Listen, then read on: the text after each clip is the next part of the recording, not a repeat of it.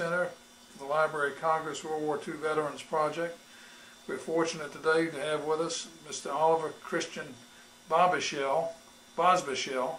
He's got a funny name. That's not the first time I've heard that. Bosbyshell. He was born in San Antonio in 1920, grew up there during the Depression, finished school, and is going to talk to us a little bit of what it was like in the Great Southwest during that period of time, where he was on Pearl Harbor Day and how he came to join the military, what he did down off the coast of South America, the North Atlantic, back to New York City, then to Hawaii, and how he ended the war, and a little bit about what he did since then and how the war influenced his life. And we're very grateful to you for being with us today and sharing your thoughts with us. And I'm going to turn it over to you and go for it. All right. Where do we start? Why don't we start with what it was like growing up during the Depression in San Antonio? Well, I was fortunate in that respect. My dad was a Goodyear tire dealer in San Antonio, and we were, I guess you'd say, middle class, but we never suffered through the Depression like so many people did. We got along okay. I went to St. Mary's Parochial Grade School, Central Catholic High School, and St. Mary's University, so never got outside the city limits, I guess, if it hadn't been for World War II. You weren't living very far from Fort Sam Houston at that time. I was living hardly a block from Fort Sam Houston. Did you ever see Eisenhower or Pershing or any of those people? No, I didn't, although Eisenhower had been a football coach at St. Mary's University prior to my going there. But he had been stationed there, and at that time, I guess, was a hungry lieutenant that on the side he coached a football team. Didn't mean to interrupt you, go ahead. Well, where was I? Well, your father was a Goodyear tire dealer, and put me through school. And the day the Japs bombed Pearl Harbor, I was riding down Broadway with a bunch of classmates, and they announced that we had been under attack. Of course, everybody in that time, if you hadn't already gotten in the service, why that just made it that much more important to get in. And I was as anxious as the next guy, and we had all previously signed up with the Navy. They allowed us to finish college if we would join the program, and I can't remember whether it was V12 or V7, but anyway, it was a program that they had that allowed you, if you were in college, you could finish it. And I went, my first assignment was at Notre Dame, where it was primarily physical deal. They put you through all sorts of calisthenics to make sure you were in good health and put you in the best shape, I guess, you've ever been in your life. And from there I went to Northwestern University in Chicago, where we studied seamanship and a lot of nomenclature that you had to know to be in the Navy. After that I went to Norfolk, Virginia, where I studied firefighting and wondered why I would ever need to learn how to put a blaze on a ship out. But when I was at Okinawa, why, there was a lot of ships that caught fire. Fortunately, I never was on them, but it was good training for those fellows that had been through that. Also learned judo, and I didn't expect that anybody was going to board the ship that I would need judo, but the Navy required it. From Norfolk, Virginia, I went to the South Atlantic, where I was on board a destroyer, USS Davis 395. And our job was to patrol the coast of South America and intercept and destroy any enemy raiders or blockade runners. In a little over a year's time, we did intercept one enemy raider, and we thought we sunk the ship. However, the survivors told us that they had scuttled the ship, that we hadn't come close with our shooting. We also rescued 2 pilots that had ditched planes that were flying planes from Dutch Guiana to Ascension Island. But that was over a period of about a year and a half, and so there wasn't a lot of activity between those 2 exciting moments. So I went to the captain and asked if I could be reassigned to the Pacific. And so my first stop was in New York, where I commissioned the first 200-ton destroyer, which was the Allen M. Sumner. I was a communication officer, and the Sumner was sent to the North Sea, where we took on a lot of ice to make sure that the ship was shipworthy. We dropped depth charges at very shallow ranges, so the ship took a lot of shock from the depth charge. We shot the guns from every direction to make sure it could withstand everything that would ever be expected of it. From there we made a normal shakedown in Bermuda, and after that was over, I was transferred to the staff of Commodore Musel, who was a Commodore over 7 destroyers. It was Destroyer Squadron 63. We were then assigned to the Pacific, where we prepared for the invasion of Iwo Jima. And our job primarily there was just offering fire support to the Marine landing group, and we didn't come under any direct fire. There was Iwo Jima was such a small island that they had a number of our ships on one side shooting at the island, and we were on the other side. And to show you how inaccurate our shooting was, why one of the battleships lobbed a shell that missed the island and lit within about 500 yards of us. So that was the first time I saw fire, and I thought it was enemy fire, and I thought they must have the biggest gun in the world. I dove down behind the bulkhead, and the commanding officer asked me, was this my first time under fire, and I told him it was. But after kind of an uneventful deal as far as we were concerned, although there was the Marines, of course, there were tremendous casualties there, and we saw a lot of bodies floating in the water. What was your reaction to that? Well, I guess I was young and just accepted it. I don't know if I look back now that I can say that I had any particular feeling about it, that I hate to say it, but I just felt like, I guess that's war. How far offshore were you?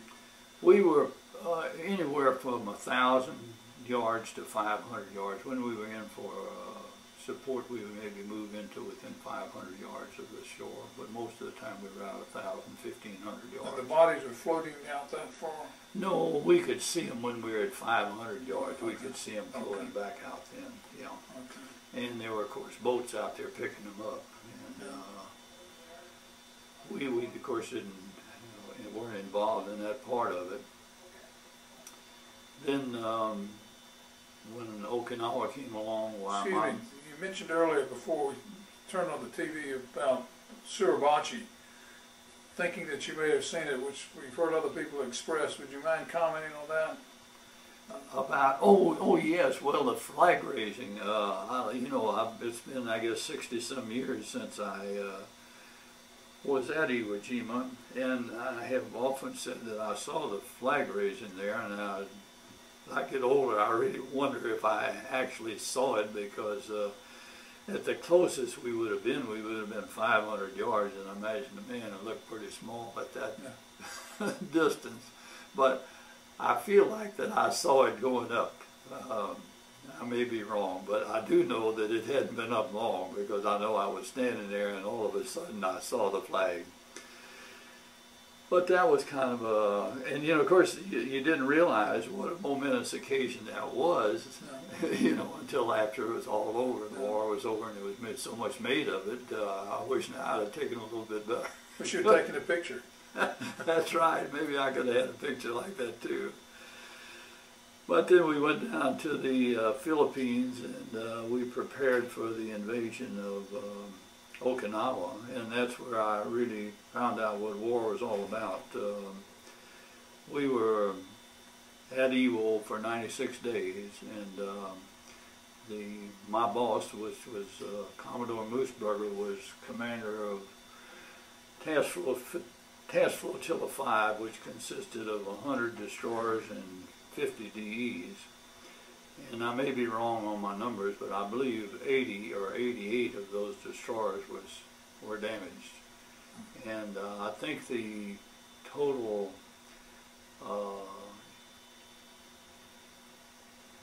dead and injured in the Navy was in excess of 6,000, and I believe the invasion force was about 12,000. So numerically, we were probably the more Navy injuries there than at any other place in Navy history.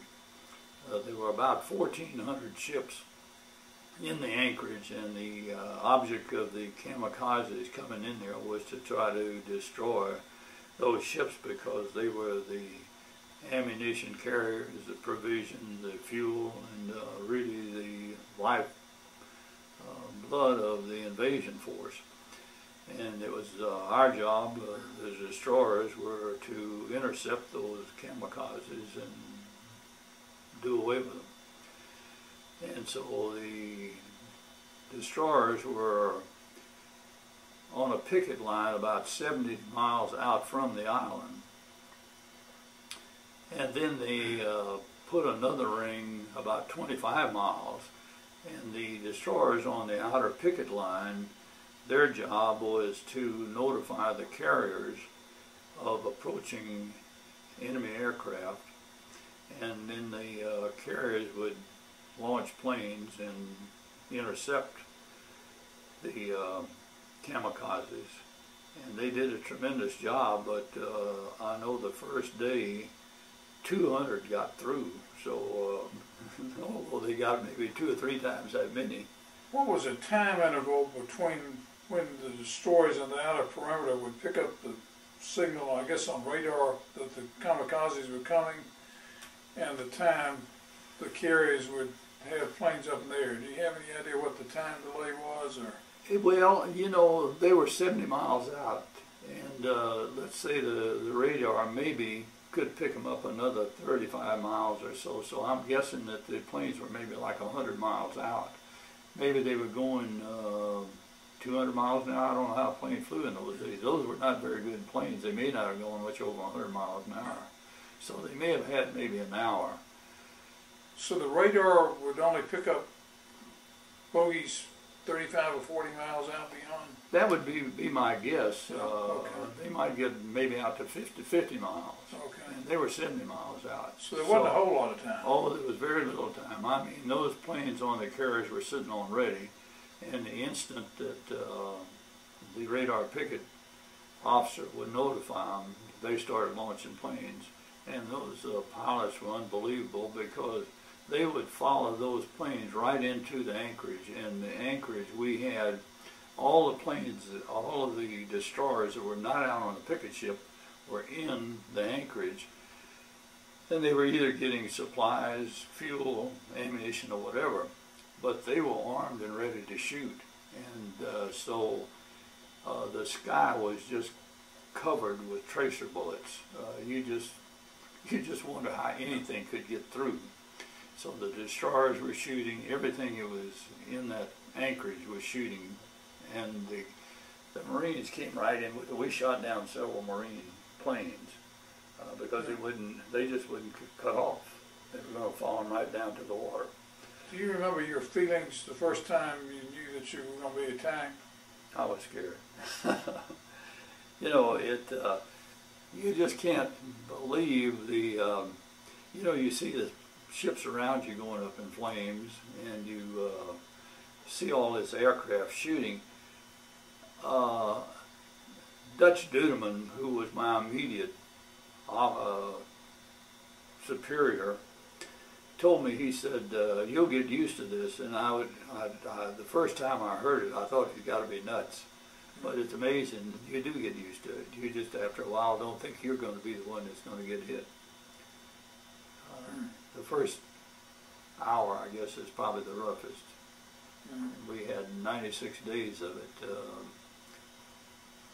where we just wished you could hit the sack and stay there for about 4 hours. That would be the best thing you could hope for. You drank coffee till you were sick at the stomach because you had to stay awake.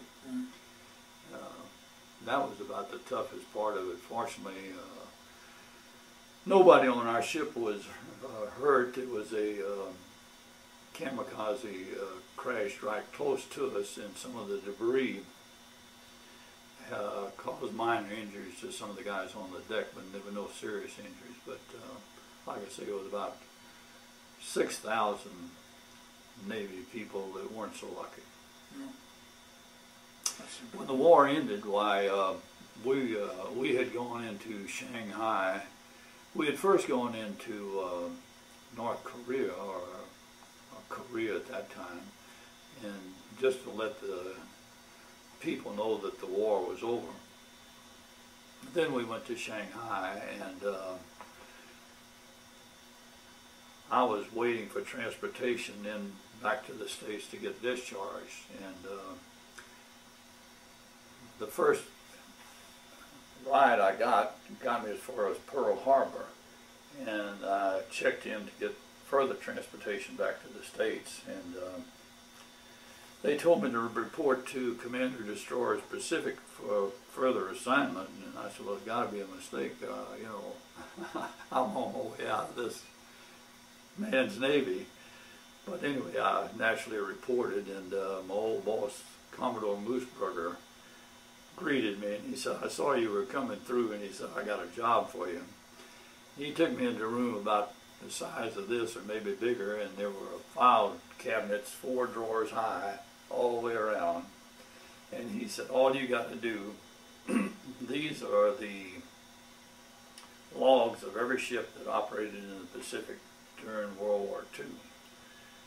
You read all those logs, and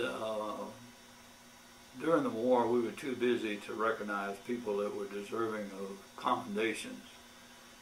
But now we want to go back and see the people that were overlooked and see that they get recognized for jobs above and beyond the call of duty. Well, it looked like I was going to be there forever, but as it turned out, it went pretty fast. You go through the logs and it's steaming as before, latitude and longitude, you know, and you just flip through page after page after page, and then all of a sudden you come to some action and they tell about how they were hit by kamikazes, and this lieutenant, he rushed down and he pulled people out of the hole, and, you know, did everything above and beyond what a human would be expected to do. And so I would write up a summary of that, and then I would, at the end of the day, maybe I'd have a dozen of them. I would give them to the Board of Awards, and they would read them, and then they would make the appropriate recommendation for citation. It could be either a Bronze Star, Silver Star, Navy Cross, or whatever. And so I felt like that it was interesting reading, and then it was interesting that I thought, well, any of these guys got awards can thank me because I helped them get them. But they didn't always take my recommendation. It was a funny thing, just less than a year ago, or about a year ago, I was reading the obituaries in the Atlanta paper, and I came across, I think it was Joe Smith.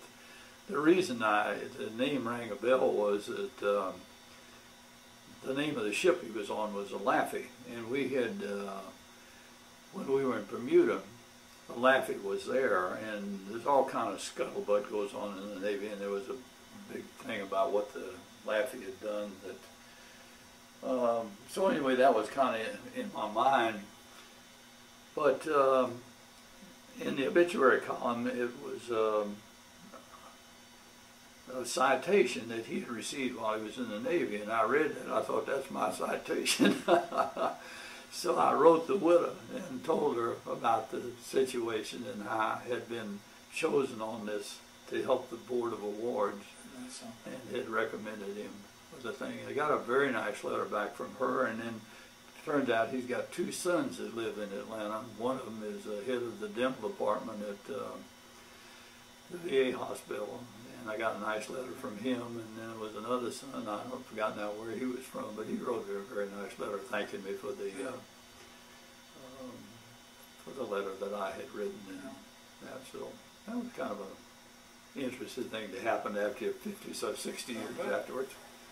Did you get any citations for surviving 96 days of battle in Okinawa against the kamikaze pilots? Well, I got a letter of commendation, which is the lowest award thing you can get, but I did get a letter of commendation, and with that goes a ribbon that you can wear to show that you received something for it. Did you know men on the other ships at Okinawa, or just primarily the ones on your ship? Primarily the ones on my ship. Now, I had been on the Allen M. Sumner, and when we went to Okinawa, we moved over to a ship called the Biscayne, so I knew a lot of the officers and men that were on the Sumner. And the Sumner was not at Okinawa, but they were at Lady Gulf, which was a terrible deal, and they were hit pretty hard, and a lot of the people were killed on it. So in a way, I was fortunate that I didn't stay on the Summer. When you saw the carnage that you saw on ships sinking, what were you, adrenaline flowing too high to let your emotions get involved, or did you have moments of reflection? I don't remember.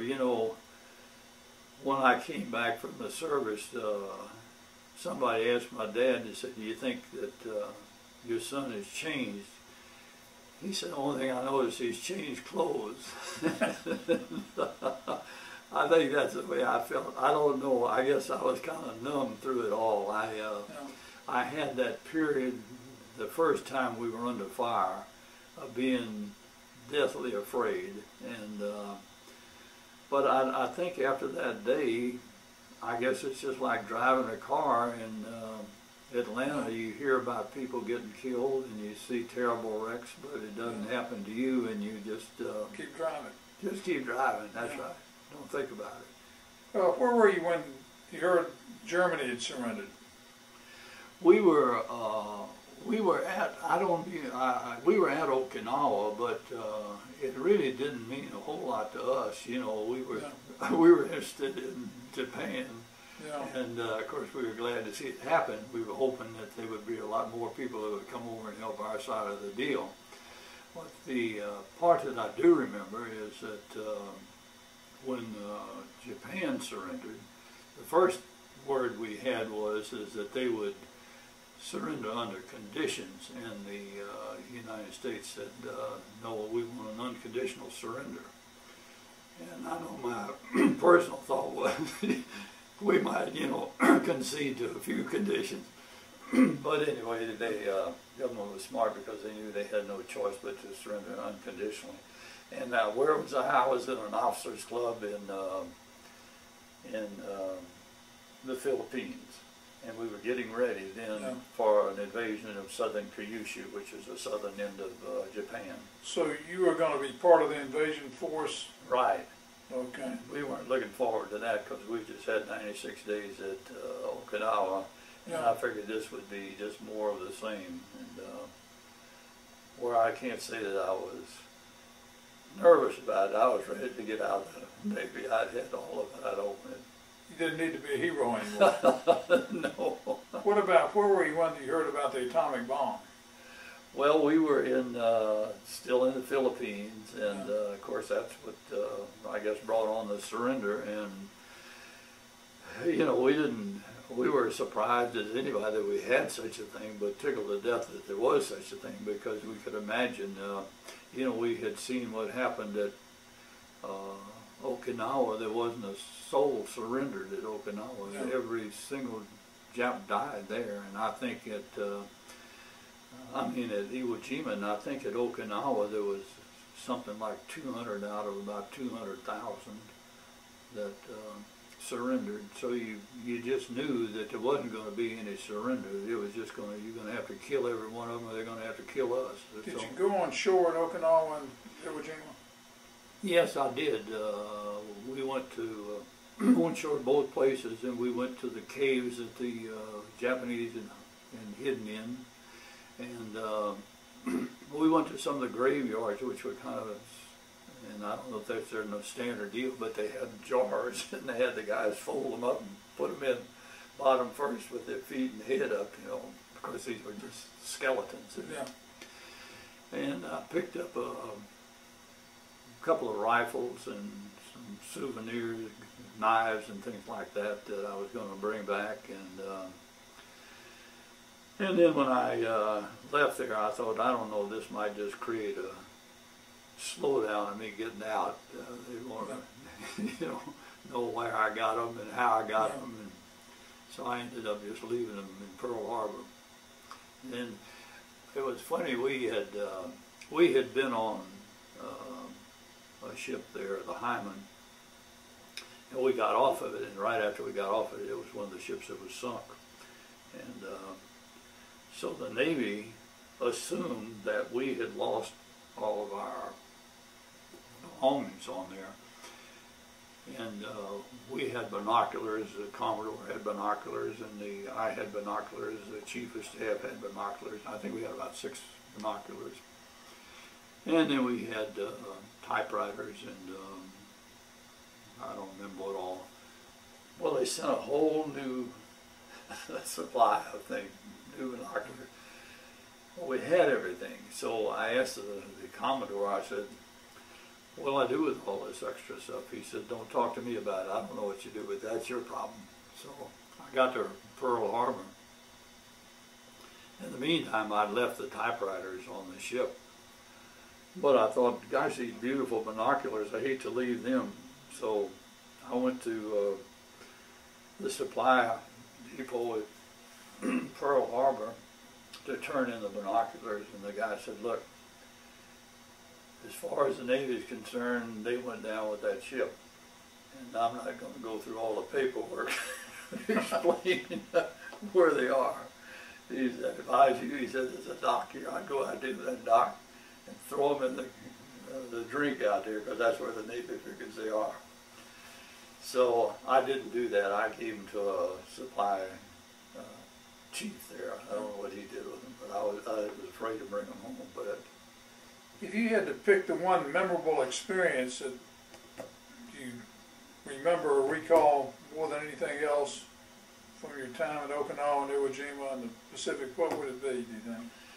I think that when we first got to Iwo Jima and the battleships on the other side were lobbing those big shells out there at us, I'll never forget that, because I thought that they were enemy.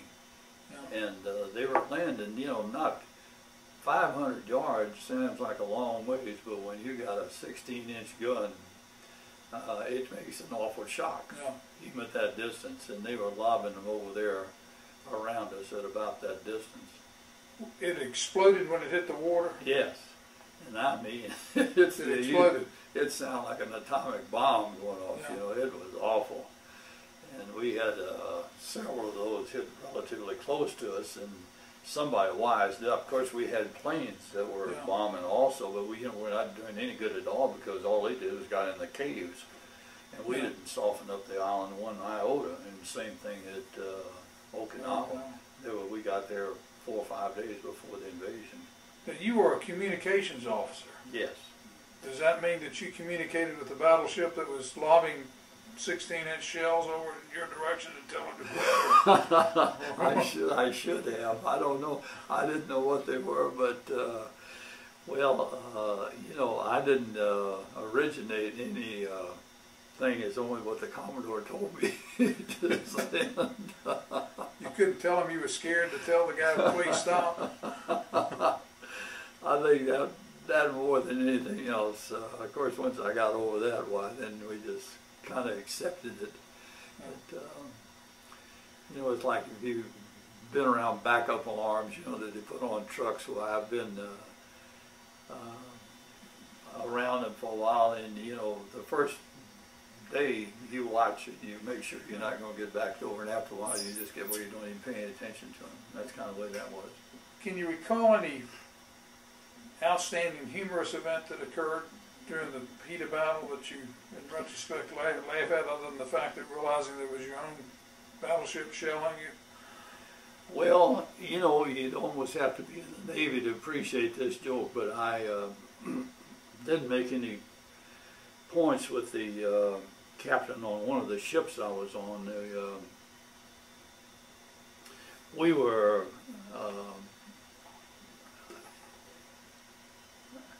on a shakedown cruise in the Bahamas, and we were practicing making smoke, and that's a big deal in the Navy. In fact, at Okinawa, when the kamikazes would come in, all the ships would start making smoke, and that would make it hard for the kamikazes to see who to dive into. Yeah.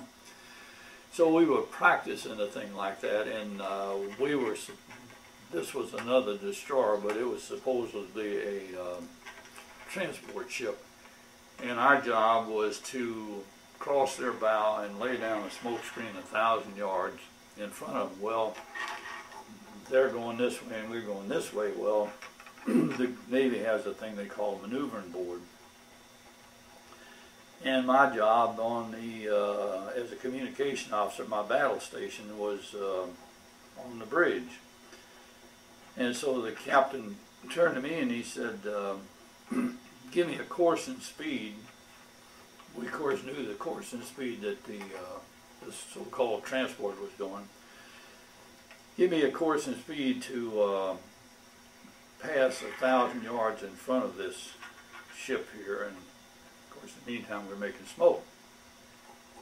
So I got out the maneuvering board and I calculated what course and speed we'd have to travel to pass it, and knowing what he was traveling.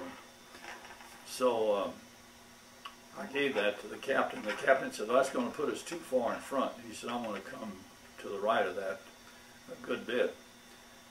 So there's a compass up on the bridge, and I started watching the compass because I was getting nervous that we were going to maybe have a collision. And so if the bearing doesn't change and the ships are going like this, that is a collision course. So I told the captain, I said, Captain, we're on a collision course. He said, no, we're doing fine. And I said, Captain, the bearing isn't changing. And he said, oh no, we're doing fine. So we're coming like this, and so then this ship starts turning like that. And the captain says, why is he turning? I said, well, he's trying to avoid a collision. He said, signal over there and tell him that our smoke is not poisonous.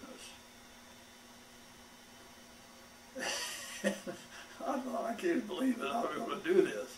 And so I told the signalman to signal him and tell him that our smoke is not poisonous. The captain over there said, I'm greatly relieved. Now, that's funny if you're in the Navy, because it's funny to think that we would be putting out poisonous smoke to our own ship. And of course, the captain never appreciated me after that. But that was funny.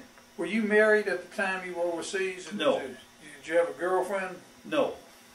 I got out of the service, came into San Francisco, and going out there, we had gone through San Francisco, and a shipmate had a date with a very attractive lady, young lady. And I had a date with another girl, and so he got out of the service before I did. I wrote him, and I said, I'm going back into San Francisco, and I like the girl that you dated. Would you send me her? He lived in Rhode Island, her name and address, so he did. So I looked it up when we got there. So I was there 8 days and proposed marriage. Of course, I'd been out in the Pacific a long time. You were there how many days? 8. 8 days. 8 days. Goodness gracious. Still married. How many years has that been? 60 years. This be August. So if you want your marriage to last, you stay in the Pacific by yourself for a couple of years. Get shelled by kamikaze pilots for 96 days. Right. They'd come back and get married and And you're so grateful to be with somebody who's nice that you're going to make them happy no matter what. Yeah, I told her, I said, you know, I think I was the last ship that was coming through. You figured you better latch on to somebody. That's a great story. Yeah. How many children do you have? 2. How many grandchildren do you have? 4. And any great-grandchildren? Not yet. I've got a grandson, 24, and he's not married and doesn't have a steady girlfriend, so I don't expect one for a little while. And you've been in Atlanta for? Since, I call it 1950, it was, 57. So 57, what is that? 49 years. 49, yeah. 49 years now. That's Yeah. great. And you have grandchildren living nearby? I got a grandson and a granddaughter living in Atlanta, and I've got a grandson and a granddaughter living in outside of Denver. They live in Superior, which is near Boulder. Yeah. What do you feel the mood of the country was in 1940 compared to the mood of the country now? Well, we certainly don't have the patriotism that we had then. You know, I think now, when I was growing up, everybody wanted to go in the service. I could have easily gotten out of the service because I had a hearing problem, but I did everything I could to cover up on it because I didn't want to not be accepted. Today, you know, I guess, well, I think Johnson, you know, said it would have bullets and butter, and that's what it is now. You know, the civilian people have to make no sacrifices at all, whereas in World War II, my gosh, everything was rationed, gas was rationed, cars, I mean, sugar, meat, butter, you name it. And so everybody was involved in the war. Now, you know, nobody's involved in the war. That's just something that's kind of going on over there beyond our control. And I don't know, you know, when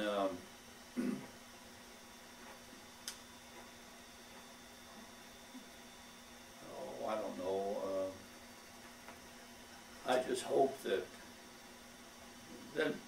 something happens that will bring the country back together, that, you know, we got all these flag burners, and we got all these people that hate our president, and, you know, anything goes. And morally, too, you know, there's morals that really go into pot there. It just seems like it's old-fashioned to have anything like morals.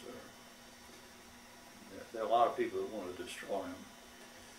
Do you think that the people in 1940 were as aware of the diversity of the world as we are now? No way. No way. I mean, I keep thinking that's one of the things that makes it difficult to get unification nowadays, is the fact that everybody's become so acutely aware of the fact that there are different points of view that maybe for certain populations of people as valid as our points of view are for us. Yeah. And communication has been good and bad, and that we know what's going on all the time, but we've got to learn how to ferret out what is right and what's wrong, and support the good side against the bad side. But sometimes it's not totally clear like it was then. No, that's right. Nobody had any doubt in their mind that that was a just war, and you know, we had to do whatever it takes to win it. Oh, which isn't the case now, and I don't know, good or bad. I guess I won't be around to see how it works out. Well, you look pretty healthy right now. You may be around for another 30 or 40 years. Even at that, no. I have, you know, hobbies that I love to fish, and I shoot shotgun. That hasn't helped my hearing any, but I think it's probably my hearing going as bad as it's going to get. Just out of curiosity, have you been as happy every day of your life as you seem to be today? Yes, I have. I've been real fortunate. you just wake up happy every morning and go to bed Just happy another every night. good day. Just another good I don't think you know how to look at it in the other way. I don't. What thoughts or feelings would you like to leave with your children and grandchildren and future generations from the experiences you had both during the war and after the war? Gee, I wish I had some message to leave. I don't have any particular message. I was, you know, as I told you, I went to grade school, high school, and college, all Catholic schools, so I'm, you know, brainwashed to the nth degree. But I remember one of our teachers said, you know, no matter what, how far you go down the line, never give up praying. And I think that probably has meant more to me. I've had times where I wasn't always so laughy and that, and you know, but it seemed like prayer was always the answer to everything in my life, and I hope that my kids feel the same way. Well, I would like to express my sincere appreciation for your willingness to go down to South America, the North Sea, and Iwo Jima and Okinawa, so that I could go to kindergarten and grammar school at that time when you were over there defending the country and making the world a safer place. So on behalf of my generation and future generations, we're most appreciative of what you did. Well, I never felt like I was doing anything special, and I'm sure most of the guys in World War II feel the same way, but thank you for your time and listening to a lot of stories. They were wonderful. Thank you very much.